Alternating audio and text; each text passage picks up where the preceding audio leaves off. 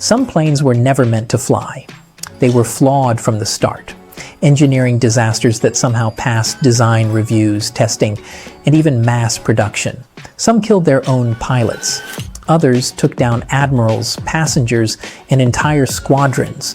These are the 10 most dangerous aircraft ever made.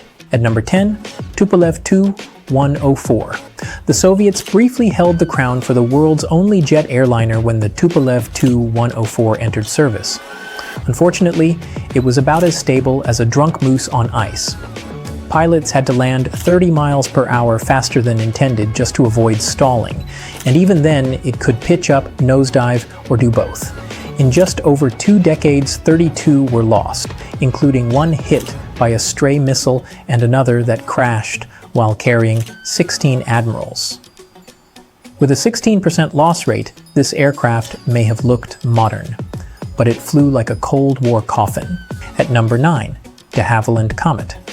The de Havilland Comet was supposed to be the future, the first jet-powered airliner. Instead, it became a tragic lesson in fatigue failure. Multiple comets literally disintegrated in midair, killing everyone on board. Cracks would form around rivet holes and grow unnoticed until the aircraft catastrophically failed. It wasn't until dozens of deaths later that investigators realized the plane's thin metal skin couldn't handle repeated pressurization cycles. A total of 25 out of 114 comets were lost, and with them, Britain's lead in jet airliners. At number 8, Gloster Meteor. The Gloster Meteor was Britain's first operational jet fighter, and one of the first to crash constantly. It was so unstable on one engine that survival depended on your leg strength to counter the yaw. Accidentally deployed the air brakes too soon? Congratulations, you just nosedived into the ground. In 1952 alone, 150 Meteors were lost. By the end of its service life, 22% of all Meteors had crashed. That's not a fighter, that's a flying hazard. At number 7, Vought F7U Cutlass. The F7U Cutlass looked like a spaceship and flew like a flying blender. It had weak engines, a hydraulic system that could take 11 seconds to switch to manual control, and a nose gear so fragile it could collapse and fire the ejection seat from below. Yes, really. Its approach angle was so steep that if the pilot could see the carrier, they were doing it wrong. Out of 320 Cutlasses, 78 crashed in just 55,000 hours, making it one of the most dangerous Navy jets ever. And we're not even in the top 5 yet. At number 6, C-87 Liberator Express.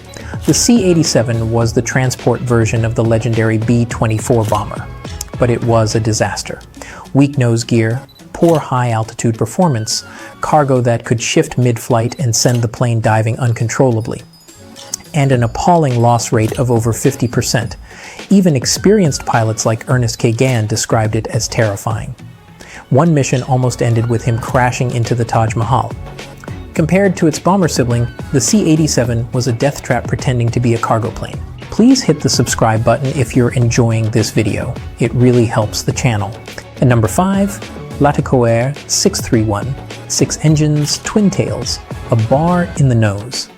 The Latécoère 631 was France's luxury flying boat, and a floating catastrophe. In its short and tragic life, it suffered multiple mid-air breakups, unexplained disappearances, and storms that tore it apart. Only 7 were ever used, and 4 were destroyed, with all lives lost. By the time one broke apart over Cameroon in 1955, the dream was over. Even the ones that didn't crash were eventually grounded and forgotten. At number 4, Vought F-8 Crusader. They called it the last of the gunfighters, but the F-8 Crusader had a kill count all its own, and most of them were its own pilots. A staggering 517 out of 1,261 Crusaders were lost, many while trying to land on carriers at high speeds with unpredictable sink rates. The wing was mounted on a variable angle mechanism. Sounds cool, but it made final approaches extra spicy. Even with an auto throttle, the F-8 was a white-knuckle ride to the deck. This was a warplane that killed in more ways than one. At number 3, Supermarine Scimitar. The Scimitar was designed to be the Royal Navy's big bad fighter. Instead, it turned out to be big bad at flying.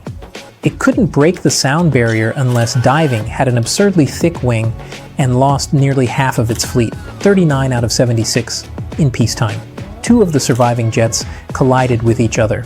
That's not combat, that's incompetence, or maybe just an extremely cursed design. At number 2, Republic F-105 Thunderchief, nicknamed the Thud. The F-105 Thunderchief had a habit of hitting the ground hard. Prototypes broke their backs on landing, the hydraulic stabilizer system. One hit and you'd plummet in an uncontrollable dive. In Vietnam, 334 Thunderchiefs were lost in combat, plus dozens more in accidents. Over half of all F-105s built were lost. Even in war, that's outrageous. This aircraft didn't just fail at survival. It redefined the term unsustainable losses. At number 1, Yokosuka MXY-7 Ohka. Finally, the most dangerous aircraft ever made wasn't just deadly, it was designed to be. The Yokosuka Ohka was a suicide rocket plane built by Japan in World War II. Pilots rode inside a metal tube between a 1,200 kilogram warhead and a roaring rocket engine with armor at the back to protect them from who knows what.